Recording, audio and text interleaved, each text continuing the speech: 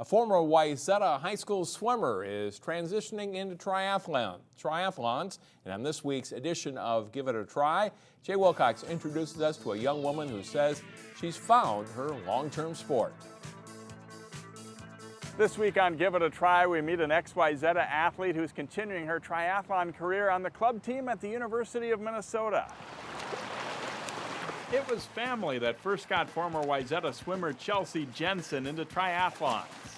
I was 16 and my cousins were all doing it, so I talked into doing a relay. And so I did the swim portion of a relay, and then I liked it a lot, and so I did about one a summer until I graduated college, and then I started getting more into it. 25-year-old Jenson is a grad student at the U of M.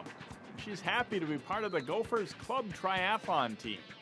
So we did nationals down in Alabama, and I just recently did my first 70.3, which is a half Ironman, which was a pretty big accomplishment. So goals to do an Ironman in the future, but this is kind of a stepping stone.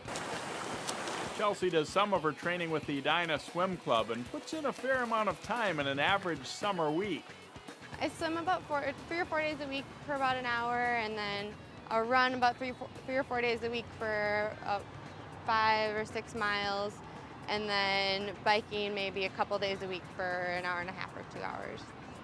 The swimming background does make that Jenson's strongest event in her self-rankings on a 1 to 5 scale. I'd say I give myself a 5 in the swim because I usually come out at the top of my age group in the swim.